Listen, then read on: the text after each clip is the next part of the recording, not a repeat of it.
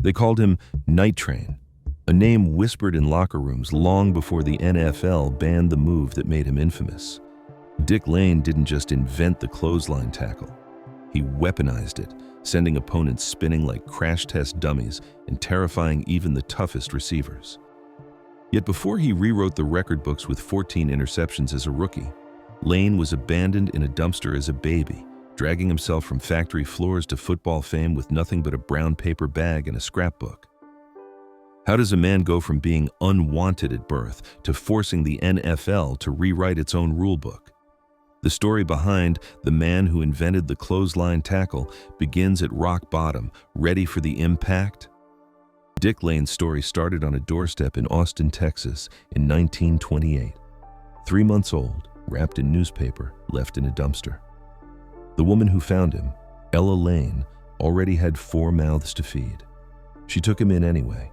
That meant work, bussing tables at hotels, shining shoes on Congress Avenue, running laundry for neighbors.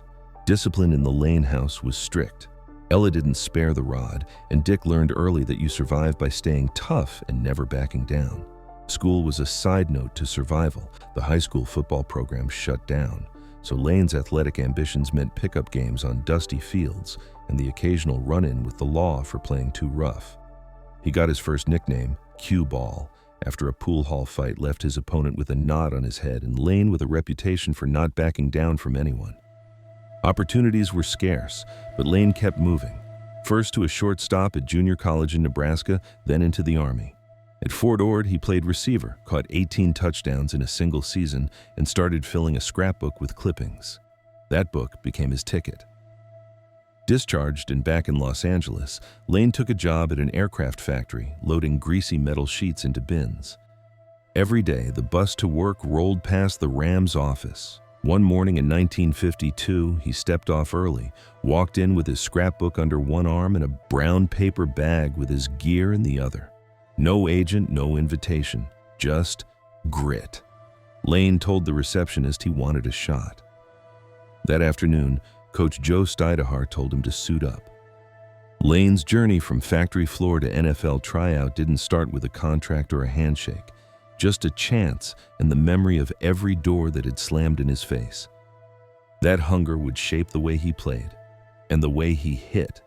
6'1", 194 pounds, and built like a whip. That's what you saw first. But speed was the real secret. Lane could close 10 yards in a blink, arms swinging wide, stride eating up ground. Coaches at Rams camp said he moved like a sprinter, except he was hitting, not running away. Nobody expected a walk-on with no college pedigree to look like that. Teammates called him a natural, but it was more than that. He played angry, like every snap was a second chance. The nickname stuck before the league even knew his name.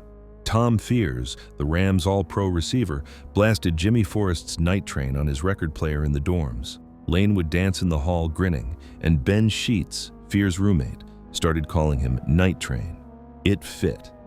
The next week, a headline read, "Night Train derails choo-choo after Lane flattened Charlie Justice in a preseason game." From then on, Night Train was more than a nickname. It was a warning. In his rookie season, Lane snatched 14 interceptions out of the air, returning them for 298 yards and 2 touchdowns. That's more picks in 12 games than most Hall of Famers ever managed in 16. Quarterbacks got smart fast. By mid-season, they were already looking the other way, hoping to avoid the reach of those long arms. Lane didn't just defend passes, he took them, then ran the other way like a thief in daylight. Receivers lined up across from him and felt it. The threat, the speed, the sense that if you made one mistake, you'd end up on the wrong end of a highlight. Night Train didn't just play defense, he rewrote what a cornerback could be. Receivers called it a decapitation. Lane's arm, stiff and swinging like a steel cable, snapped across the neck or jaw of anyone who dared cross his path.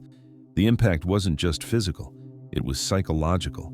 Guys who lined up wide would peek to see where Night Train was lurking, then flinch at the snap of his shadow. They said facing him was like running through a live wire. One step too slow, and you'd feel the whiplash. Helmet wrenched back, legs flying, vision swimming. Some wideouts started cutting routes short, hoping to avoid the full force. Others begged coaches to switch them to the opposite side. Quarterbacks learned quick. Throwing into Lane's zone was a risk, not just for a turnover, but for a trip to the sideline. The league watched, horrified and fascinated, as highlight reels filled with bodies spinning mid-air. Lane didn't just stop plays, he stopped hearts, and the NFL knew something had to give. NFL officials watched Lane's tackles and saw a problem they could no longer ignore. In 1962, the league wrote a new rule. Grabbing the face mask now meant a 15-yard penalty. Clothesline tackles, Lane's trademark, wouldn't last much longer. By the mid-60s, any blow to the head or neck was flagged as a personal foul. Lane's style, once the league's spectacle, became the league's cautionary tale, yet his numbers stayed untouchable. 68 interceptions, 7 Pro Bowls, 3 first-team All-Pros, and a Hall of Fame bust in 1974. Coaches started teaching their corners to shadow, not smash. The outlaw hits faded, but Lane's shadow stayed. His tackles forced the rulebook to grow up.